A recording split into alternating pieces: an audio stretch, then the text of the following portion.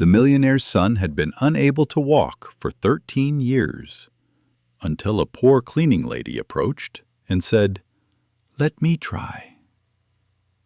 What if paralysis is not a medical sentence, but a psychological prison? What if true healing lies not in expensive medications and surgeries, but in what official medicine is afraid to acknowledge? Welcome, friends. Please comment on where in the world you are watching from. Don't forget to subscribe and support the video with a like. The morning mist slowly lifted over Lake Tahoe, revealing the majestic Harrison estate sprawling along the shore of the crystal-clear waters. The French chateau-style mansion, with its turrets and terraces, resembled a fairy tale castle, complete with stone balconies, stained glass windows, and stables where thoroughbred horses once frolicked. Behind the wrought iron gates bearing the family crest lived a dynasty whose fortune was measured in billions of dollars. In the southern wing of the mansion, in a room with huge windows overlooking the stables, 27-year-old Alexander Harrison spent his days. Once a rising star in show jumping, he dreamed of the Olympics and was considered one of the country's most promising riders. Now, however, his world was confined to a wheelchair and the walls of this room. Alexander was a tall man with dark chestnut hair that he always slicked back and piercing green eyes that once burned with a passion for victory. Now, they reflected only bitterness and despair. 13 years ago, at the age of 14, during a youth show-jumping competition, his beloved stallion, Northern Wind, stumbled on a high obstacle in Kentucky. He remembered that day in vivid detail. The storm clouds over the field, the humid air before the rain, the tension in the saddle before the decisive jump. Alexander was a talented rider for his age, but fate proved cruel. When Northern Wind caught his hoof on the top rail of the obstacle, he fell, crushing his rider beneath his weight. The smell of wet earth, the screams of the spectators, the wail of the ambulance sirens, all blended into a nightmarish whirlpool of memories. His spine was damaged, and the diagnosis was complete paralysis below the waist. Over the years, Alexander's father, Richard Harrison, spent a fortune on the best doctors in the world. Swiss clinics, German neurosurgeons, experimental treatments in Japan. Nothing helped. The medical professionals shrugged their shoulders and repeated the same thing. "Miracles don't happen, Mr. Harrison. Accept it." Richard was a man accustomed to conquering any heights with money and influence. Short but stocky, with graying temples and steel blue eyes, he built a technological empire from scratch and did not know the word impossible. But his son's illness turned out to be a barrier that could not be overcome by capital or connections. It tore his heart apart. Every morning he would check on Alexander, hoping to see even the tiniest signs of improvement, and each time he left with a heavy heart. On that spring morning, Alexander sat by the window as usual, watching the empty stables. Suddenly, his attention was caught by a new employee. She was of medium height, with light brown hair braided simply, and warm brown eyes. Unlike the other cleaning ladies, she was not in a hurry. Every movement she made was smooth, almost dancing. It was as if she was conversing with the space around her, carefully wiping every surface, every object. "Who is that woman?" Alexander asked his caregiver, Margaret, an elderly woman who had taken care of him for many years. "She's the new cleaning lady, sir. Her name is Isabella Rodriguez. She came from Mexico," Margaret replied, adjusting the blanket on his lap. "The cleaning company sent her last week. They say she works remarkably thoroughly." Alexander continued to watch Isabella. There was something captivating about her. Perhaps it was the special aura of calm that surrounded her, or the way she worked, not as a mere cleaner, but as someone who sees beauty in every detail and approaches her work as an art form. Isabella Rodriguez was 36 years old.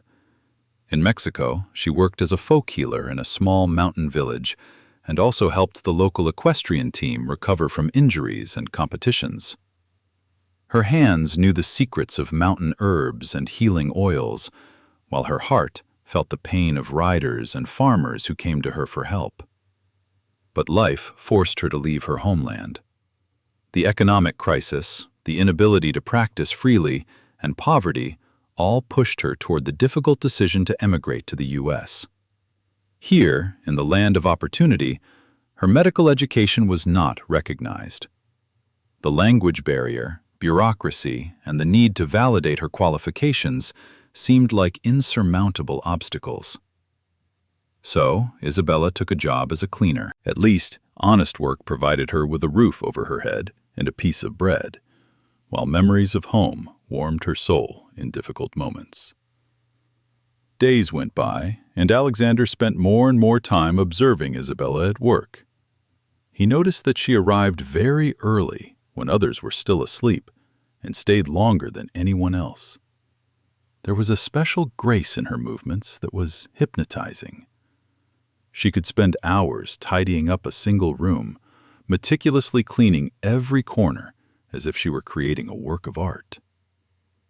One morning, Alexander asked Margaret to take him to the main hall. This was a rare occurrence. He usually preferred to stay in his room.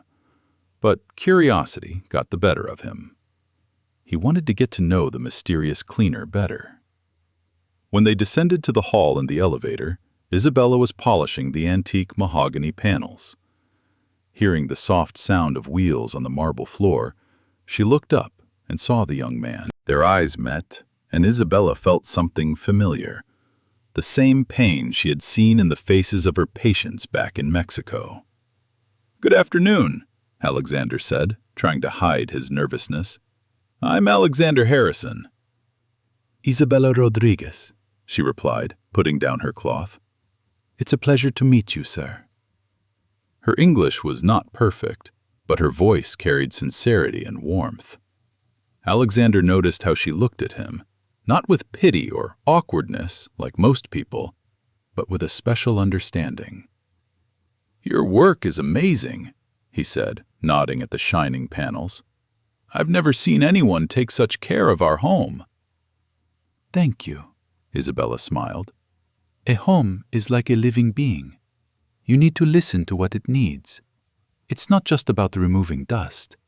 It feels the energy of people." Alexander raised an eyebrow. The energy of people? That sounded unusual, but something in her words struck a chord with him. You haven't always done cleaning, have you?" he asked. Isabella paused for a moment, and a shadow of the past flickered in her eyes. "In Mexico, I was, a doctor. But not like in a hospital. I helped people with herbs, massage, old ways." "A folk healer?" Alexander guessed. "Yes, you could say that." They continued their conversation, and Alexander learned an incredible story. Isabella shared how there was no modern hospital in her mountain village, and people came to her with all sorts of problems. She learned from her grandmother, who knew the healing properties of mountain plants and massage techniques passed down through generations. Her hands could find points of tension in the body, and the infusions she prepared from medicinal herbs relieved pain and inflammation. "Why did you leave medicine?" Alexander asked, although he already had an idea of the answer. "Here my education means nothing," Isabella said with a sad smile. "And I understand why. American doctors studied at universities. They know modern science. But I only know what my grandmother passed down to me and what my heart tells me. There was no bitterness in her words, only acceptance. But Alexander heard something else in them, a deep knowledge that cannot be obtained from textbooks. Their conversation was interrupted by the appearance of Richard Harrison. He was walking toward them quickly across the marble hall, and it was clear that he was in a bad mood. "Alexander, what are you doing here?" he asked, clearly ignoring Isabella. "You shouldn't be out of your room for so long." "Dad, I was just talking to Isabella. She shares interesting things about her country and traditional medicine." Richard gave Isabella a cold look. As a successful businessman, he was used to assessing people instantly, and what he saw did not please him. His son, who hadn't left his room for months, suddenly became interested in conversations with an ordinary cleaner. "Miss," he began. "Rodriguez, sir."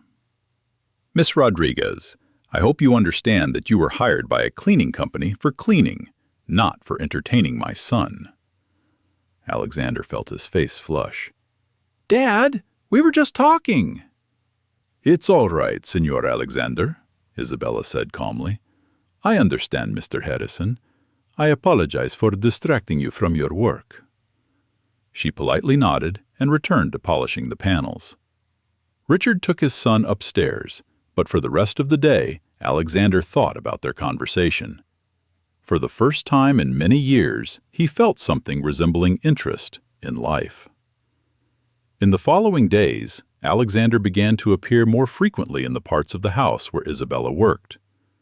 Officially, he said he wanted a change of scenery, but in reality, he hoped for new encounters with her.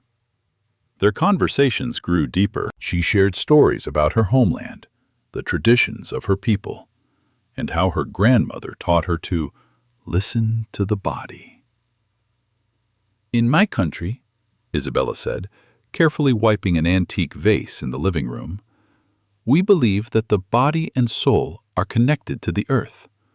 Sometimes an illness in the body is a sickness of the soul. Modern doctors treat only the body, but forget that the earth can heal the soul." "But my case is different," Alexander countered. "I have a damaged spine. It's a physical injury. It can't be healed with conversations or herbs."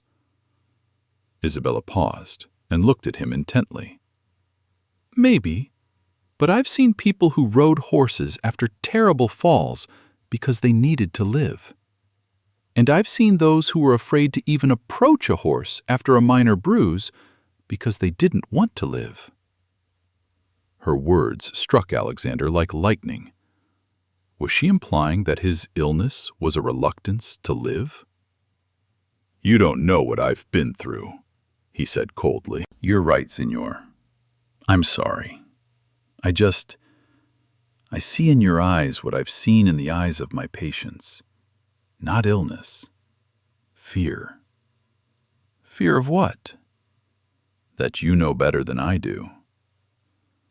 This conversation troubled Alexander for several days. Fear. What was he afraid of? Of course, he was afraid of being disabled for life, afraid of disappointing his father, afraid of being a burden. But isn't that normal? Meanwhile, Richard Harrison grew increasingly concerned about the changes in his son's behavior. After years of apathy, he suddenly seemed interested in something. But that something turned out to be a simple immigrant cleaner. Richard couldn't understand what his son found in interacting with this woman. He conducted his own investigation through the cleaning company. Isabella Rodriguez, 36 years old, came from Mexico on a tourist visa and stayed illegally. She worked as a folk healer, but had no medical license in the U.S. She had a daughter who stayed with her grandmother in Mexico. Nothing criminal, but nothing remarkable either. One evening, when Alexander was having dinner with his father in the large dining room overlooking the lake, Richard decided to speak to him frankly. "Alexander, I've noticed you've been spending a lot of time in the common areas of the house. I'm tired of sitting in my room, He replied, not looking up from his plate. And I like seeing you more active, but I'm worried about your interest in this cleaner. Her name is Isabella, Dad, and we're just talking. About what? Alexander finally looked up. There was a fire in his eyes that Richard hadn't seen in many years. About different things. About her country, about traditional medicine, about life. Alexander, I understand that you're lonely, but this woman, she's not from our world. She has a different level of education, a different culture. You mean she's worse than us because she doesn't have money? No, but, Dad, over the last 13 years, you've spent millions on the best doctors in the world. The result? Nothing.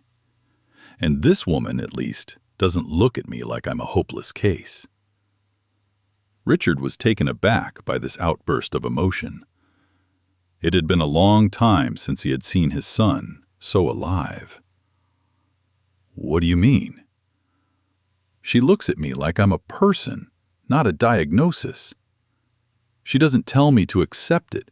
She doesn't even pity me. That night, Richard Harrison couldn't sleep for a long time. He sat in his office, looking at photographs of his son from his youth, a happy, vibrant young man on a horse, and tried to make sense of what was happening. For 13 years, he had fought his son's illness by every means available. The best clinics in the world, experimental treatment methods, millions of dollars spent. And now, some undocumented Mexican cleaner was doing what official medicine couldn't, restoring his son's will to live. The next day, he requested a meeting with Isabella. They met in the garden by a small fountain. Mrs. Rodriguez, Richard began, I must apologize for my behavior yesterday. Isabella nodded but said nothing. As a father, I was afraid that someone might harm my son or give him false hopes. But I see what's happening with him now, and I don't understand how, but it's working.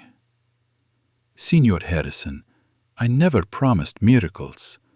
I just talk to him like he's a living person. Tell me about your healing methods. I want to understand. Isabella explained her approach to healing. She described how she combines ancient massage techniques with herbal infusions she learned from her grandmother. Mountain plants are rich in substances that improve blood circulation. Certain types of herbs contain components that stimulate nerve tissue regeneration.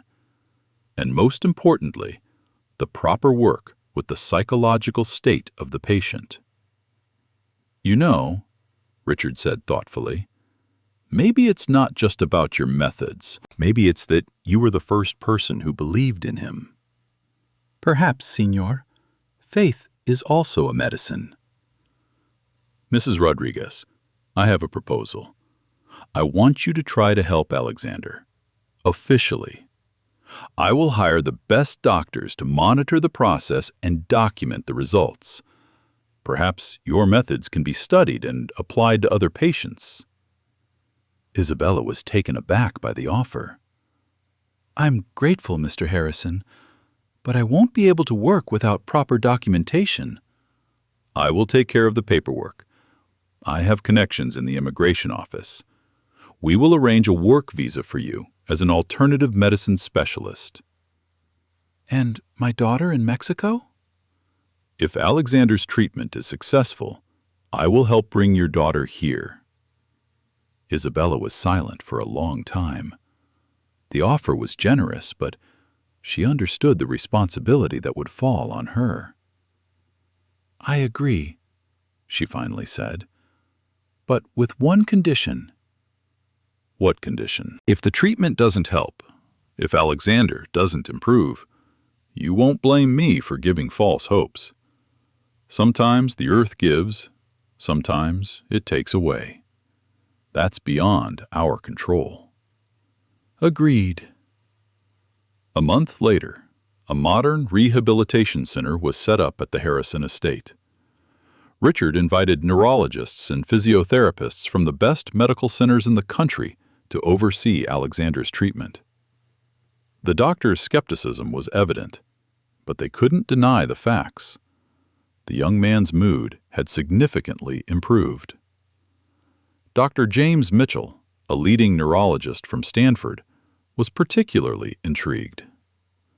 "Mrs. Rodriguez," he said after the first consultation, "I have reviewed all of Mr. Harrison's MRI scans from the past 13 years. The spinal injury is indeed serious. From a medical standpoint, significant improvement is unlikely." "What will the new tests show?" Isabella asked. "Here's what's interesting. Physically, there's been no change in the spine, but psychological tests indicate a significant improvement in mood and motivation. Perhaps it's not just about the physical injury. Maybe the body just forgot how to move because it hasn't received commands from the brain for a long time," Isabella suggested. "That's an interesting theory. Neuroplasticity, the brain's ability to recover lost functions, is not yet fully understood." The treatment began. Isabella combined traditional massage techniques with herbal infusions and meditative practices. She worked with Alexander in a specially equipped room where soft music played, and the air was filled with the scents of healing herbs. "Isabella," Alexander said during one of the sessions, "what's next? Will I ever be able to walk?" "I don't know, sir, but we've come this far. Why not try to go all the way?" "And what if it doesn't work?" "Then you will know that you did everything possible. That's important too." By the end of the third month, Alexander could slightly feel touches to his legs. It was barely noticeable, but he truly began to distinguish temperature and pressure. "Dad!" he called Richard when he came to visit him. "Look!" And he showed him how he could barely but still reacted to Isabella's light touches on his legs. Richard couldn't believe his eyes. For the first time in many years, this strong man, used to controlling everything, felt tears welling up in his eyes. By the end of the first year, Alexander could slightly move his toes. The movements were weak, almost imperceptible, but they were there. The progress was evident. Dr. Mitchell suggested incorporating a special exoskeleton into the treatment, a device that would help support the body during attempts to walk. Isabella agreed, but insisted that the main sessions should take place without technical aids. "The body needs to remember on its own," she explained. "A machine can help, but it cannot replace one's own strength." The first attempts to stand in the exoskeleton were painful. Alexander could maintain a vertical position for only a few minutes. But each day, the time increased. Then, 15 months after the treatment began, a miracle happened. Alexander was lying on the massage table while Isabella worked on his legs when he suddenly felt that he could tense his thigh muscles, then his calf muscle, and suddenly he bent his knee. "Isabella," he whispered, "I'm moving my leg." "I see it, sir," she replied calmly, but tears of joy sparkled in her eyes. A few days later, Alexander was able to stand. Not in the exoskeleton, not with support.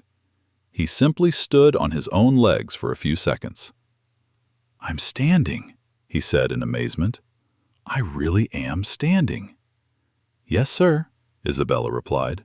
"You are standing, and soon you will walk." The news of the miraculous healing of the millionaire's son spread around the world. Journalists besieged the Harrison estate, demanding interviews. Medical journals published articles about the revolutionary method of treating paralysis.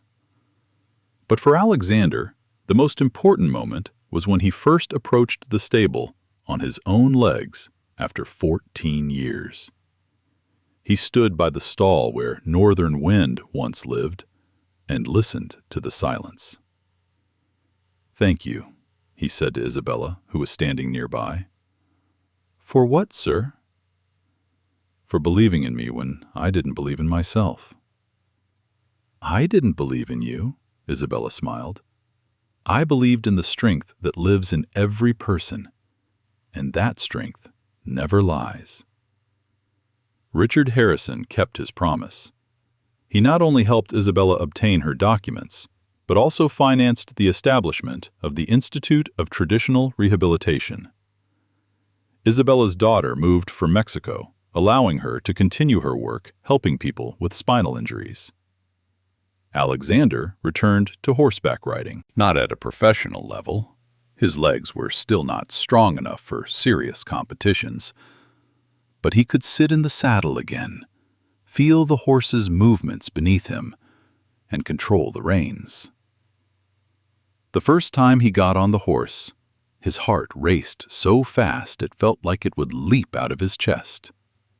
It was a young mare named Morning Star, calm, reliable, nothing like the temperamental Northern Wind.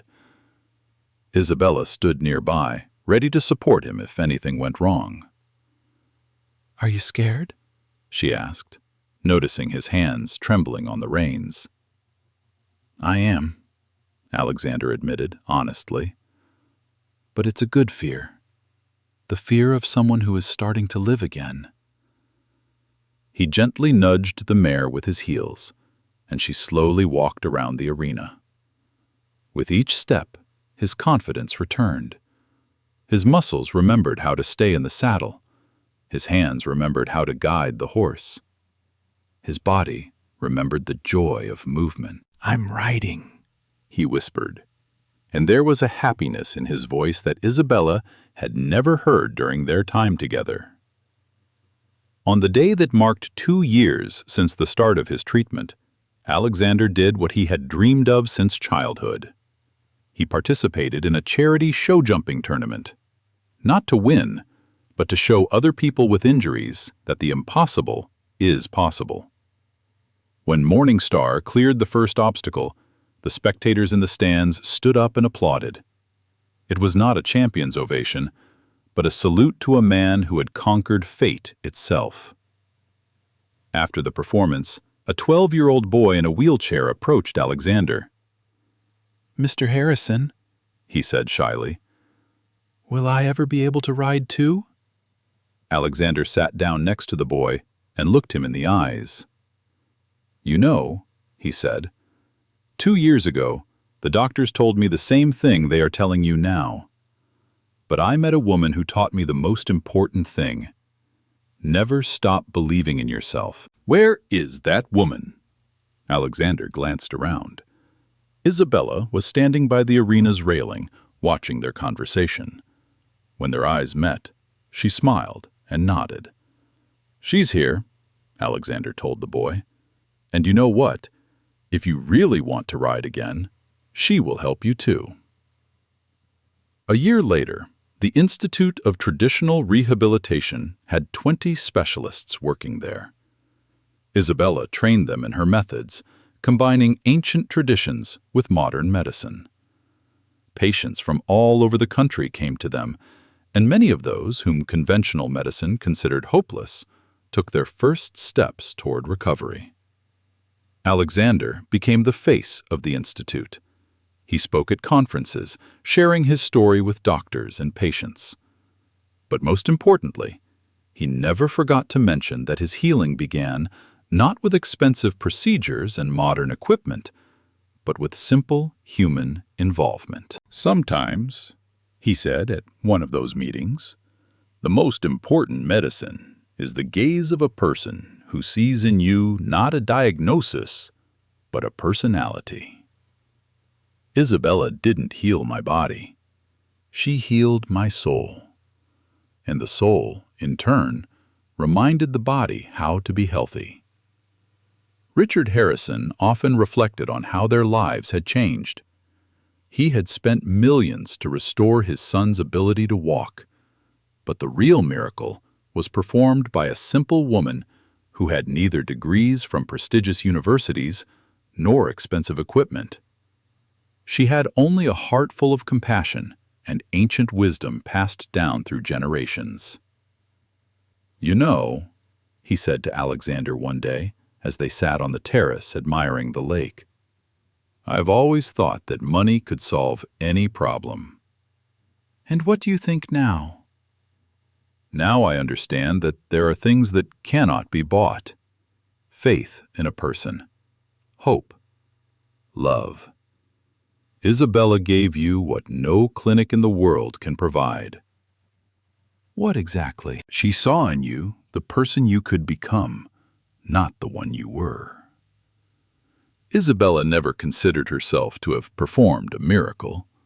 For her, it was just a job, to help a person remember what it means to be alive.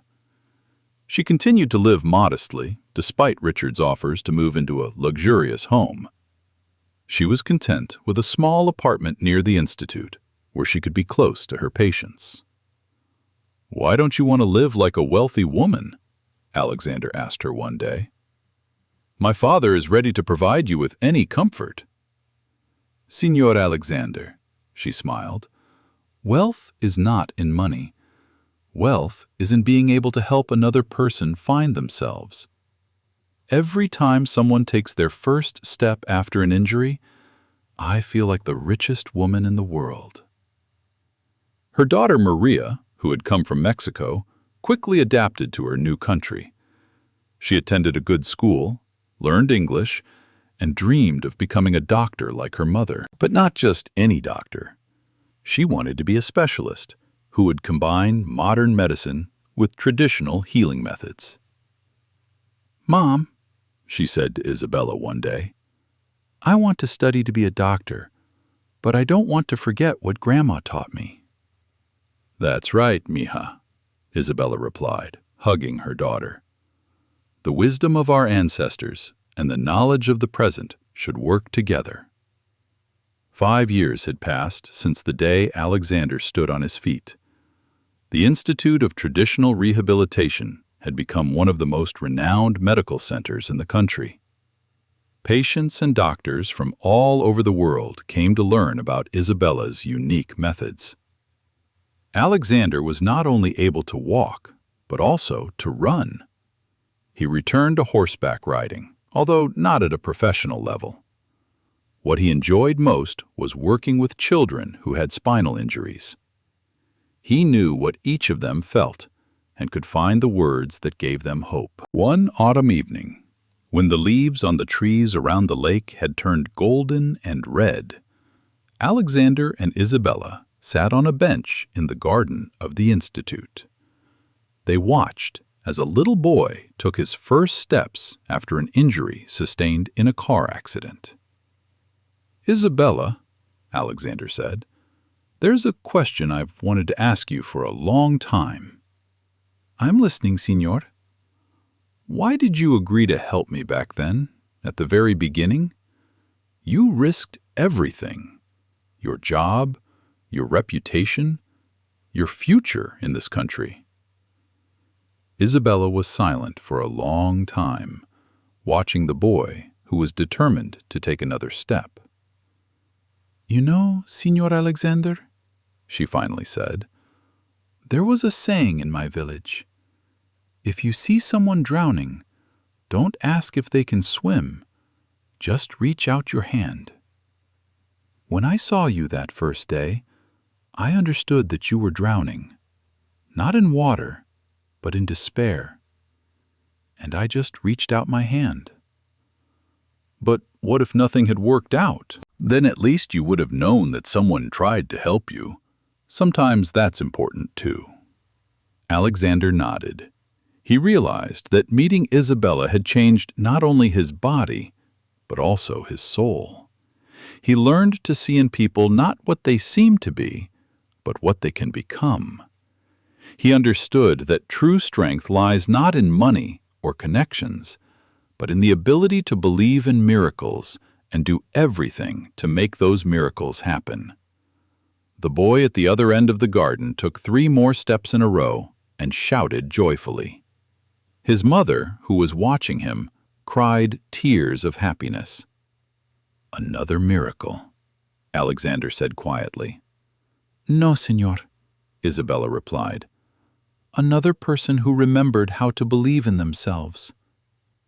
As the sun began to set behind the lake, painting the water in shades of pink and gold, Alexander thought about how often the most important events in life start with the simplest things, with a conversation, with an outstretched hand, with one person's belief in another.